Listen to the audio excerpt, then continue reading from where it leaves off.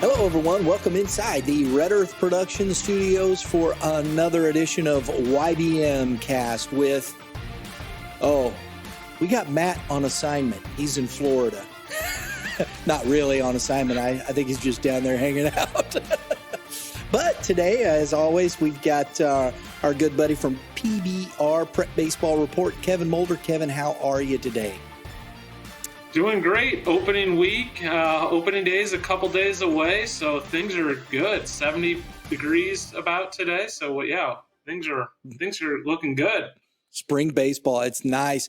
And today, folks, we are revealing. Kevin is coming on today. We're going to be revealing his preseason rankings for the small school and large school. So I'm very excited to see what he's got. I don't know what he's got. I mean, we've talked a lot of baseball, but I don't know. We got some other news and some information. It's going to be a lot of fun. I'm excited. You should be. Yeah, this is going to be fun. It is. I'm looking forward to it, and I'm looking forward to the season. I think we got a great season coming up. I think there's so many good schools out there. And as always, folks, as we're going through this, I want you to comment below. If there's a school you're whatnot, we want your comments. Hit the like button on this because, hey, it helps us. It helps the algorithm on YouTube, and we appreciate all the comments. So if you're looking at the schools and your top 10 and what you're looking at, if something you want to say about it, throw it in there. We'd love to hear about it, right? Would you like to hear about it, Kevin? I hear about it, yes. And I was doing these rankings, and I'm coming off a winter when I saw over 750 players from the state of Missouri at some of the events, and I'm doing a deep dive into all this information that I've gathered over the winter. It's not super surprising, but this is going to be a really competitive spring. I'm going through and filling out I'm stuck on my large school. And to be honest, I have a pretty good idea of where our top couple teams in the state, and I start getting down 6, 7, and in that battle to get into the top 10 is incredible. So, I mean, there's going to be teams that are not on this top 10 list that it won't surprise me at all to see them, rank it easily into the top 10 in a couple weeks. It is that tight, and there is a ton of good players in our state. We are legitimately loaded up with talent in the Show Me State this year. That's awesome. So we're going to get into this, and we're going to start with the small schools. And with the small schools, though, we're going to do a top 5, but we're going to start with some schools that are kind of sitting outside of that top 5. That could be teams to watch as moving up in there. What do you got for us, Kevin? Yeah, here's some teams that just missed on this that are going to be really good. Borgia, that they're just outside that top 5. But they're always competitive. That'll be a team to watch. Valley Catholic has one of the most talented players in the state, Aiden Heberly, a senior committed to Mizzou. Hang on 1 second. So Francis Borgia, isn't that like out in Washington area? Isn't that just south of St. Louis, right? Yes. And then Valley Catholic, I want to throw this out so people get an idea a little bit because they may not know where these Valley Catholic, that's Kansas City? St. Genevieve. Okay. St. Gen. So right down Highway 55. There was kind of a cool story in the area last year. The St. Louis Patriots, which is our homeschool team in the St. Louis area, they won the Homeschool World Series last year. They're a team that in their knee grip, they'll go play the large schools, small schools. They'll kind of play everyone. They fall under the small school rankings, but a very good program. And, they'll move guys onto the 4-year level as well in junior college level. So there's one. And then a couple smaller town teams, Southern Boone, Saxony Lutheran, Chaffee, Aurora, Tolton Catholic, Notre Dame, MICDS. Those are some schools that are right there, that are super talented. And some of those places are a little beaten off the beaten path, and people might not be as familiar with, but they have really good programs. Well, and it's interesting because Southern Boone, that's over in the central, Jeff, between Jeff City and Columbia, in that area, correct? Columbia, yeah. Yeah. Yes. And then we were down with the Missouri Bulls our last tour stop, and there's a young man I remember because we were visiting. He's that's down in that Cape Girardeau area. It just went out of my head. Saxony Lutheran. Yes. Yes. He goes to Saxony Lutheran. Was talking to him a little bit there. He was saying, I feel pretty good about our season. We got some, and he was a good ball player. He's playing there for the Missouri Bulls. So, yes. You got some of these smaller, and it's so interesting to me now as you're bringing these smaller schools up, some of these outliers, and we're talking to the Missouri Bulls, a smaller area, they're pulling from a wide range in these clubs.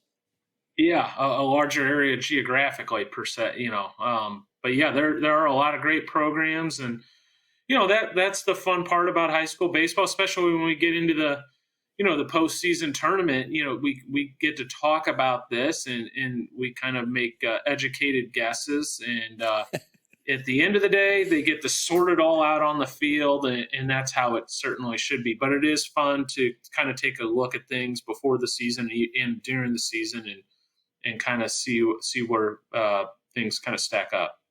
So let's start with number 5. Who you got for number 5 right there?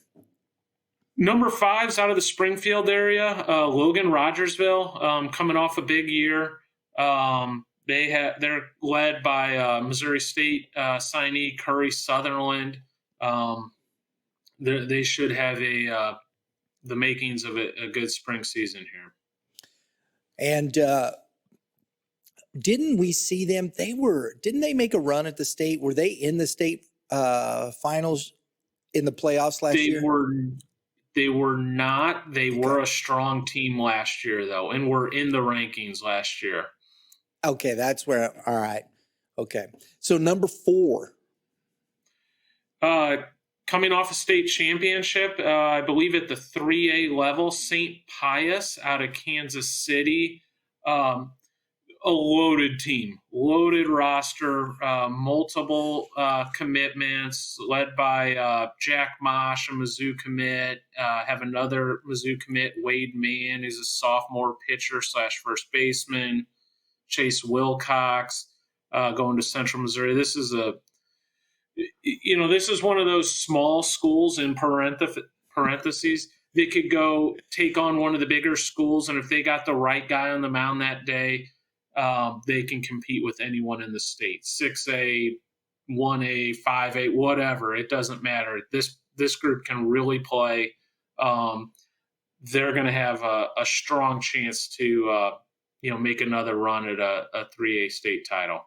Wow. And they were really good last year. I mean, they put up some impressive numbers last year. So I'm looking forward to seeing that, because we saw them play a little bit last year when we just got there. They were finishing up their championship, holding up the trophy and whatnot. Yeah, they made pretty short work of the competition down there too, as I recall. Yes, they did.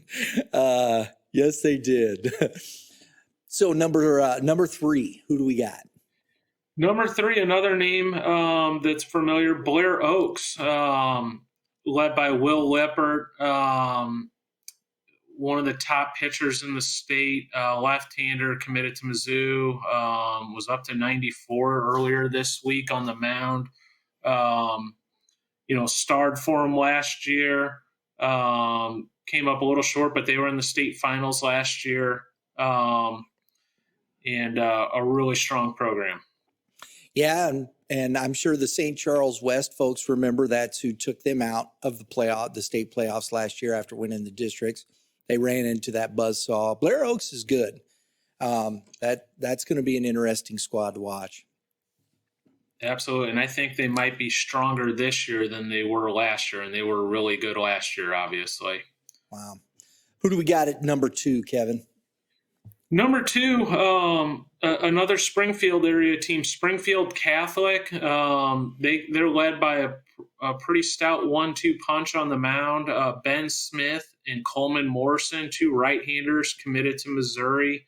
Had a very strong year last year, got upset in district play.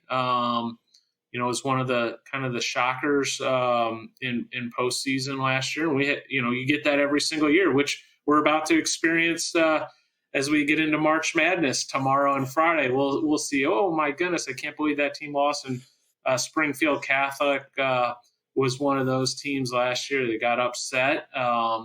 Single elimination, but they are set to have a really strong team this spring, and would not be surprised to see them make a strong run this year. We got a chance to talk to a few kids last year from Springfield Catholic that are coming back. And then when we were at the showcase event there at the Sports Barn, your preseason, we got a chance to sit down. And a shameless plug here, you can go watch the quick interview we did with Ben Smith on the channel after you're done here. A great kid, and he is impressive, isn't he? Yes. You saw him up to 93 this winter, arm strength guy, and good kid too, working hard. And, like I said, him and Coleman Morrison, that's as good a 1-2, especially in the 4A level that you're going to see, and really just across the board. That's, 2 Power 5 pitchers. That's some embarrassing riches for a Springfield Catholic team. I was going to say, you think about that, you're talking about a Class 4 team with 2 Power 5 arms. That doesn't come along very often, does it? No. No. So we're at the big one here. I know, and here's the thing, folks, we talk about baseball. I guarantee I know who this is. And I don't know what he's got written down, but I know who it is. Go ahead, Kevin. This one's to me was pretty obvious. We got KENNET, the defending 4A state champions, obviously won in dramatic fashion last year with a dramatic 3-run homer in the 7th inning to take the lead by Reese Robinette, who's our number 1 ranked player in the senior class this year, heading to Arkansas, and will be, have the pro scouts' attention this year. And it's more than him. They have depth. They have a lot of nice talent on that team. Ashton Williams is an up and coming sophomore. Tanner Pierce, junior shortstop. Brandon Tice, leadoff hitter for him. They got a lot of talent. And they will be one of the best teams in the state, period, regardless of class. They're a team that's, high-end talent and is I would imagine, going to win a lot of games this year. So it'll be interesting to see if they can follow up their run with another one into Springfield this year. There you go. It was fun watching him, and we watched Reese Robinette swing the bat, and that's for real. Yes, it is. Has a lot of thunder in that bat. Sweet. So there we got it. So let's go through it again. We got number 1 is KENNET. Number 2, Springfield Catholic High School. Number 3, Blair Oaks. Or did I miss that one? Is that correct? No, that's right. Number 4, trying to remember my brain. It's the gray hair. Who was number 4? St. Pius X out of Kansas City. And number 5, Logan Rogersville, rounding out the top 5. And then, so that's what we got there in our small school preseason rankings. Put your comment below. Tell us what you think. If you're out there watching and you're part of the small schools and whatnot, tell us what you think. Tell us about your school. We'd love to hear about it, guys. Send us some information. Comments are great. All right, Kevin, we got the big boys, Class 5, Class 6, loaded up from Kansas City to Springfield to St. Louis to Columbia. There's going to be a lot of good baseball, yeah? No question. And this one was extremely challenging to put together preseason. A lot of talent. Some of schools that kind of just missed the top 10 that I have a close eye on that, again, isn't going to surprise me to see them in the top 10 or make a state run. Number one would be, and these are the guys that just missed the cut. Rockwood Summit, as you recall, we saw them at the state tournament last year. Joplin had coming off a strong year. Nixa, another strong one. Kickapoo out of the Springfield area. That was one of the big upsets last year in the districts. Blue Springs out of Kansas City. Ray-Pac has some of the deepest pitching in the whole state. They have 5 probably Division I arms on their roster. Parkway West had an incredible year last year. In return, a lot of talent. That was a real tough one for me to leave off the list. I struggled with Parkway West a lot, but that's one that I got a close eye on. Liberty Wentzville, really strong pitching staff. And that's how deep this is, how strong our top 10 is. Lee Summit West out of the Kansas City area. Staley, that's a classic. They're always good. They're going to have a strong year. They got a lot of young talent. In a year or two, I could see them being the number 1 team in the state preseason, or possibly heading to a state championship. St. Louis U High didn't have a great year last year, but has some big arms this year. So those are just a couple that just missed the list that I got a close eye on. I love that. You go, just a couple. I could keep going too. Oh man, that's hilarious. Well, but that's the thing here. I think we're seeing in these things, you have such, I think as you mentioned, if people don't know Ray-Pac, it's Raymore Peculiar, and they're in Kansas City. 5 deep at Power 5 with arms like that. I mean, that is impressive in and of itself. And so, again, these schools, you got to go, you're bringing your lunch. It's going to be a difficult road, isn't it? Absolutely. Yeah. And in district tournaments, that's tough. One hit, 1 inning, one strike, 1 ball. I mean, and you're going home. This is some serious baseball. Absolutely. Yes. Man. So so we got all these really good teams kind of sitting in that lower 10, for lack of a better way to put it. Let's see let's go with who's at number 10? We got a big name starting out, and truthfully, they're all big names. This is definitely a heavy hitter. We got Fort ZUMWALT West in the 10 spot. Obviously, the 6A runner-up. Very senior-heavy group last year, but they do return some good ones. Daniel Whistler probably leads the charge for them.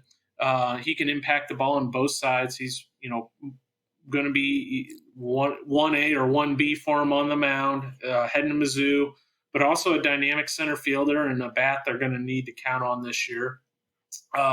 Kenton Deverman, left-hander, going to Evansville, can flat pitch, 3-pitch mix. So that you're starting with 2 Division I lefties on the mound.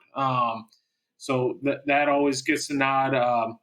Dylan Bates, a senior, going to Missouri S&T, rounds out that pitching staff. So you got 3 strong arms there. I really like Cooper Robertson.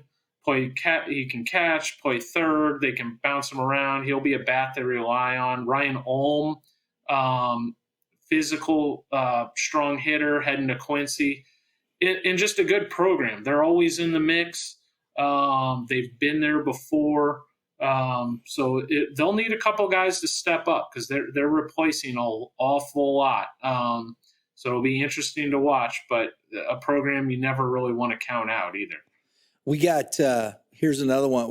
And I love this stuff because I really enjoy doing the player spotlights. And we got Daniel Whistler in the studio the other day. on Saturday. So that player spotlight's coming up. Daniel Whistler, I really enjoyed talking with him. You want to check that out because we talk about the season upcoming and repeating in the difficult. And I think it's always good to get that perspective from the player, right? Absolutely. Yeah. And they will be leaning on him heavily this year for sure.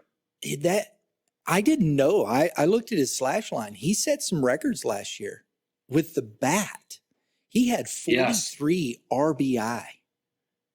I mean, yeah, he had a big season offensively. And as you recall, he didn't pitch until the very last game of the year. He was coming off a little shoulder deal. He's 100% healthy now. Saw him recently up to 90 miles per hour from the left side. And they're going to need to contribute a major contribution for him on the mound because last year they had a ton of senior pitchers, Nolan Miller, Tanner Perry, Noah Hargraves.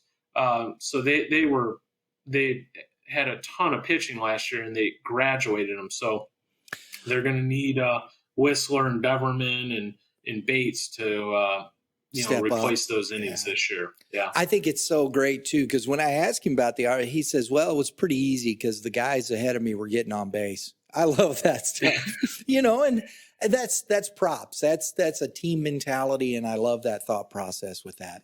All right, who do we have at number 9? Number 9, we're going to slide over to the Kansas City area, Blue Springs South.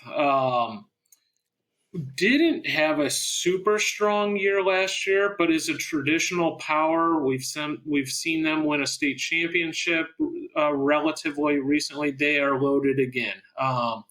Tommy Lepore, right-hander, going to Cincinnati.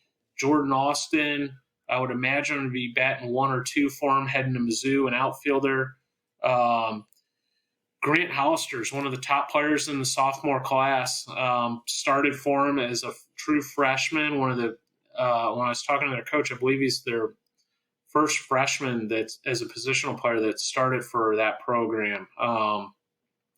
John Chambers, senior, going to Johnson County. Jackson Stitnich, another sophomore. So it's a super talented group. Reliable, strong program. Had a little bit of a down year for their standards last year, and it's going to be fun to see them this spring. Yeah, it's a young group. It is. Yeah, it is. They got that senior arm in outfield in Lepore, which is nice to have. But yeah, they're a group that's going to be around for the next couple of years, I would imagine. Wow, that'll be interesting. And they're in that tough district over there, District 8, aren't they? Are they in that District 8? No, they're not. They are not in that district, but their district is also tough because Blue Springs is a group that just missed the list. It's a strong group, but not quite as strong as the Staley, Liberty North, Park Hill South, et cetera group. Et cetera. All right. Who do we have at number 8, Kevin?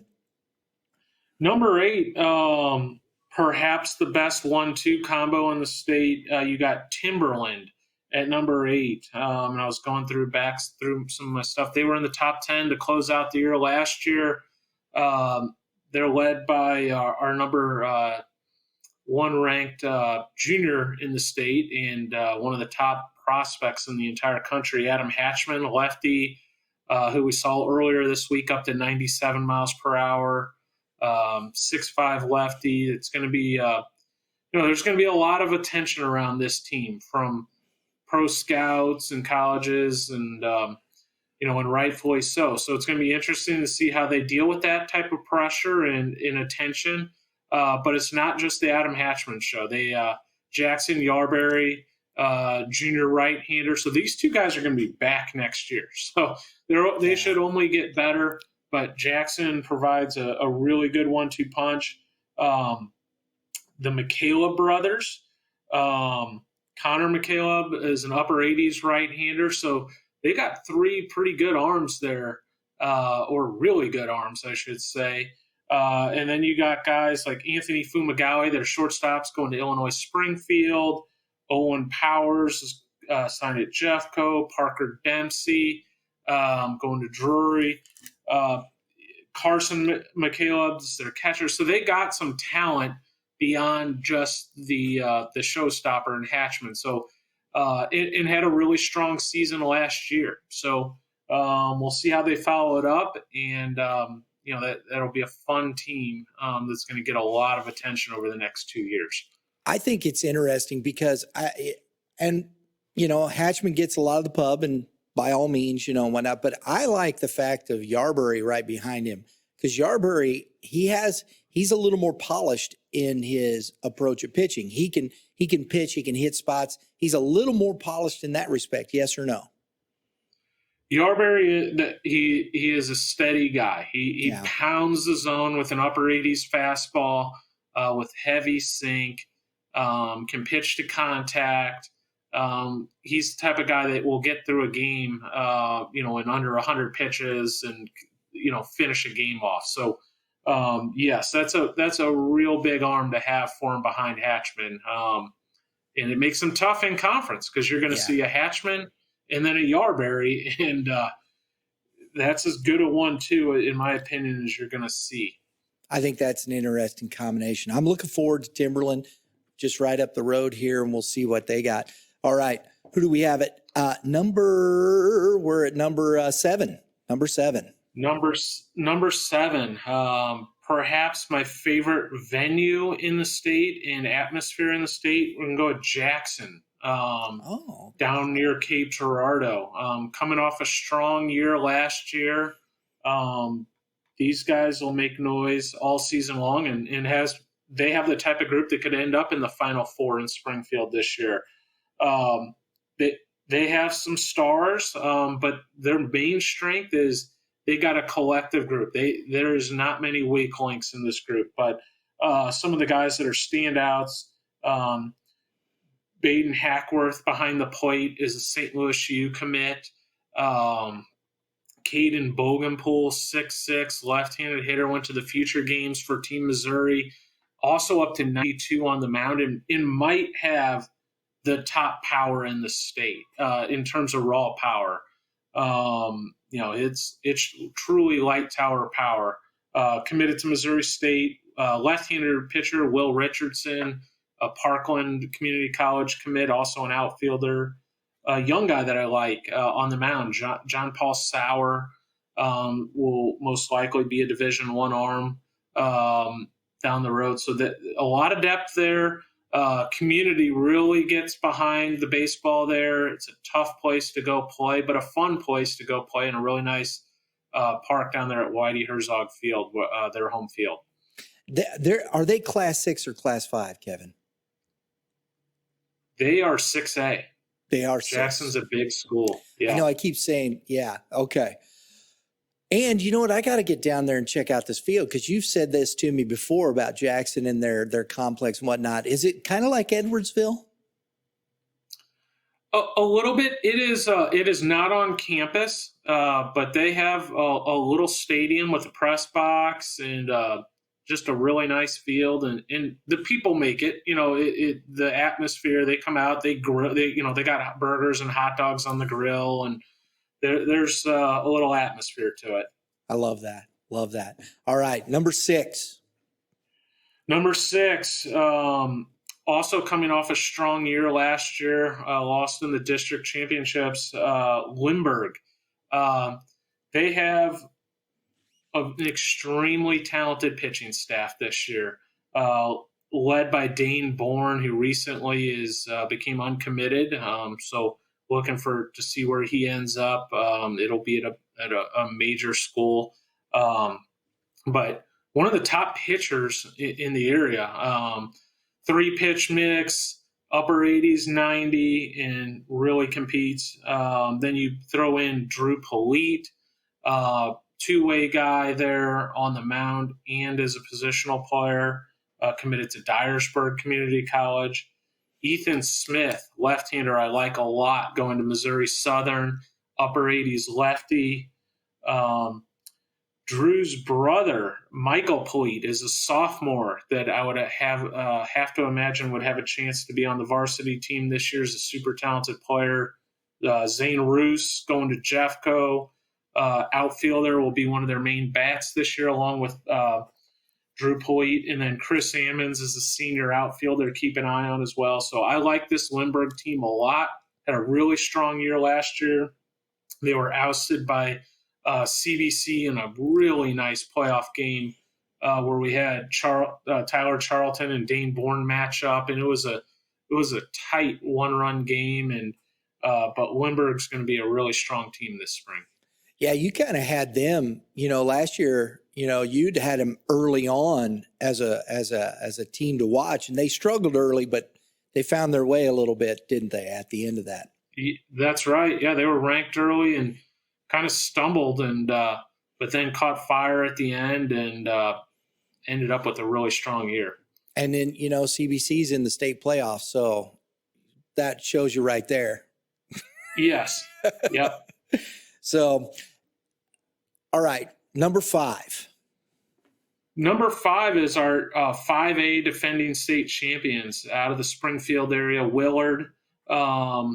Obviously had a huge year last year winning state. That was a fun crowd down there during their state championship games, more or less home games for them. The community was behind them, and they have some really nice young players, but are, of course, led by Clayton Kaiser, who's a two-way guy, lefty, up to 87 or 8 miles per hour, and also swings the bat from the left side. He's an impact player. Cade Beeler, bat going to Drury University. So they're another team that's just year in, year out. They're a great program, great coach, solid program. Year in, year out, a lot of good young talent on that Willard team. So they're not going anywhere. So it'll be interesting to see if they can match last year's run with another one this year.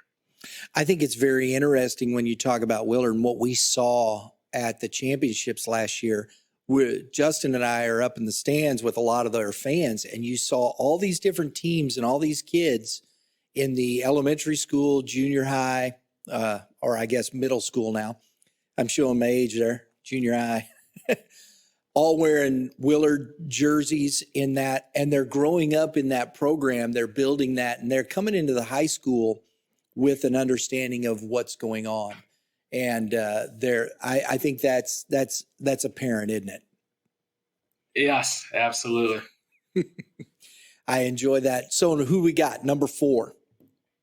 Number 4, another familiar school, Francis Howell. Have them number 4, coming off a very strong year last year. They have some changes. They lost some big pieces from last year, but I really like their team again this year, led by senior shortstop Jake McCutcheon, going to Missouri State. I really like their sophomore center fielder, who also is a shortstop, Titus Sissel, heading to Mizzou. Ty Rouser on the mound, heading to Truman State. Brett Norfleet, we've kind of pegged him as the biggest X factor in the state, heading to Mizzou to play football and baseball. He missed most of last year with the shoulder deal, but is expected to be back. And he can impact the game offensively and on the mound, 6'7" right-hander. What's interesting there with just Brett? Justin and I, we were out doing some stuff. We went by their practice. He was right out in the middle field, and you could see the energy in that kid just being ready to play baseball. I'm sure he's got some pent-up demand there after missing last year. I think he got to swing the bat a little bit, but he's a major contributor on the mound. And if he's right, they got a frontline arm there, low 90s arm coming from a 6'7" frame. So that would be a huge one. They have a freshman that I believe has made the varsity team, Leo Humbert. It's one of the top freshmen in the state. And then we have a transfer, Bryson Naputi. Breaking news, right? Yeah, that's right. That's going to really impact on both sides of the ball. Left-handed pitcher. I don't know what Coach Perkins will do with him. He played center field at CBC last year, but he's an outfielder. He can really, he's a guy you're going to slot in somewhere in the middle of the lineup. He's going to be in the outfield, and he's also going to be a frontline pitcher for him. So that's a strong group, and obviously Coach Perkins, year in, year out, has that Francis Howell team always in the kind of at the top of the list in the state. And I thought, that transfer with Bryson Naputi, I mean, you putting them at number 4, I think that really puts them in a place, that may have put them over the top. It's hard because ZUMWALT West and Timberland, those 3 teams sitting there, and we've talked a lot about that in that South Division of the GAC and then in the district. I mean, although Francis Howell is over in a different district than Timberland, I believe. I'm pretty sure that's I think correct. You're right. Yeah. So you were Marquette and Lafayette. Yeah. So I don't think that part of it, but ZUMWALT West is over there with them. So you've got those guys. So you could see them in a playoff matchup coming out of that, a Timberland and a Howell or coming out that way. Getting to the Final Four in the Class 6 is going to be brutal. That's just You'll have earned it if you get there, right? Yeah. My goodness. And I think Bryson Naputi, that transfer really that stands out to me. So I think that'll be interesting to see where he plays. All right, we're at number 4. Let's get to top 3 now. We're getting down to it. Top 3. What do you got? Top 3, and this is a team that we talked about as an up-and-comer last year. I look for them to take another big step, and in my opinion, they were in the toughest district in the state last year. We got Liberty North, chock full of high-end talent here. Ty Wisdom, infielder, he also pitches, a KU commit. On the mound, I would say their frontline guy, at least from a talent standpoint, would be Tate McGuire, an Arkansas commit, 6'3", right-hander that's a low 90s guy. Aaron Lewis, senior right-handed pitcher going to Iowa Western, one of the top JUCOs in the country. They have Jackson Downing, another a junior going to Arkansas State on the mound. And then they have a couple of the best sophomores in the country. Trey Snyder, a Tennessee commit, shortstop who can also pitch a little bit, is a major impact bat and player, started as a true freshman there. And then their catcher also started as a true freshman last year, Bo Jonas, an Oklahoma commit. And I'm leaving out Jack Gardner, a big bat for him, going to Hutchinson Community College, senior. So these guys have a lot of depth, a lot of talent, plenty of pitching. They're going to have a really strong spring, and there's just so much competition here at the top. But they're certainly a team that could win a state championship this year. My goodness, up and down, off, and that to me. We've talked a lot about pitching, and depth at pitching is I think premium in high school. But the offensive firepower in this respect, when we're starting to look at this, I think Liberty North, so far, has stood out, and Francis Howell has stood out as far as offensive and what I've seen so far. So that'll be interesting. Who do you got at number 2, bud? Number 2, I in my opinion, is probably the most talented team in the state. You could argue maybe Liberty North, but number 2 would be CBC. Coming off a Final Four run last year. And we'll go through some of the names here, but the talent is remarkable. Probably led by, positionally at least, by Nazan Zanatello. One of the top players in the 2023 class in the country. He's a legitimate draft prospect, recently decommitted from University of Miami.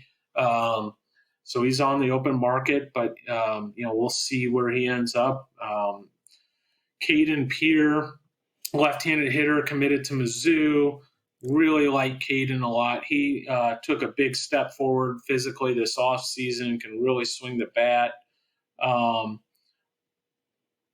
Daniel Fleer, outfielder, going to Jeffco. Ryan Stevens, catcher slash infielder.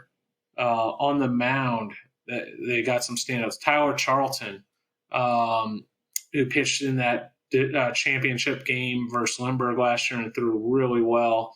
Lefty going to Missouri State, highly competitive kid. Cameron Poe, lefty up to 93, going to Duke. Michael Walsh, Lindenwood signee, one of their top arms from last year, is back. Jake McGee, sophomore, who I like a lot. He's going to hit and pitch, and he's committed to Mizzou, can swing the bat, a lefty with a good feel for pitching. Evan Margarita, 6'8" right-hander, going to Quincy. They got another lefty, Kyle Byrne, whose older brother's at TCU, catching for him. Kyan Franklin, who's more of a football recruit, I think, but big, physical, strong kid. So there is no shortage of talent here for CBC. Now CBC might play the toughest schedule in the state. So I don't expect them to go undefeated, but they play in some national events. They go out to Las Vegas, play some really strong competition out there, and then return and come to the Columbia tournament and play 5 games in 2 days. So they're going to have 9 games in 1 week. I don't know how you can have the pitching for that, but if anyone does, it would be CBC. And clearly we just went through some of the names they have. So, again, I think they'll lose some games because of them challenging themselves, but I think that's going to really benefit them at the end of the year and to see if they can get over the hump from not just a Final Four team, but this is a clear cut, has a chance to be a real state championship threat this year. Man, that's just loaded. My goodness. It's hard to pick against them, isn't it? It is. You can go up and down the lineup with D1 and college bats there, and the amount of pitching they have is pretty impressive, and that's a really strong group. So, with that being said, you've got somebody ahead of them. So who's number one? Number one, we gave the nod to the defending 6A champions, Liberty out of Kansas City. And this is not just out of respect or, hey, they did it last year. Mm-hmm. These guys return an awful lot. Great program, extremely well coached. Their headliners, Carson Milbrandt, the right-hander, the mid-90s right-hander going to Vanderbilt. He literally took over the state championship last year, closed out both games.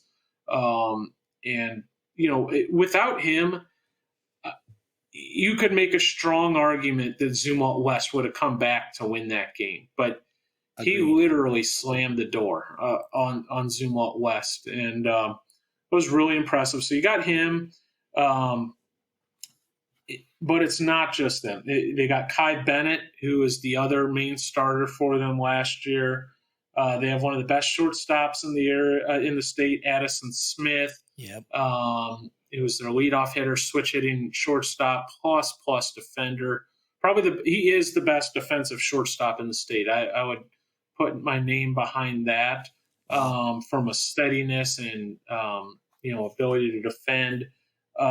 They have 2 Central Missouri commits and Reed Plum and Nathan Hall. They have a nice catcher, Jeremiah Kabaya, heading to Drury. They got a junior arm that I like a lot, and Simon Wendell. So they plenty of depth, plenty of experience.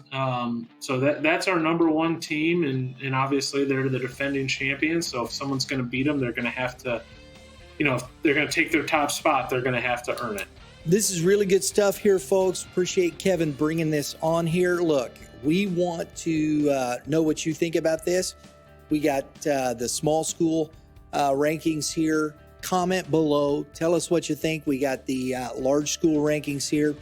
Comment below. There's a lot to talk about in that large school. I mean, you could go on for probably days. So we can't do that. But Kevin, thanks, man. I appreciate you revealing this. And you're going to have these up on your site when? We'll have them up in the next day or two. Up next day or two. So please, so look at that. We got. You guys got the exclusive release. I love that, man. I love that. Thanks, Kevin. Appreciate it. Final thoughts, man? You know what? Kind of everything we've touched on. This is, we're looking at an exciting spring ahead of us. Wish everyone best of luck in their spring seasons, and really looking forward to following everything this coming spring. Very good. Very good. Hey, everybody. Thanks for joining us today. Again, hit that like button, subscribe. We appreciate you supporting us. And all you pitchers, keep throwing strikes, and you hitters, hit them where they ain't. And we will see you next time.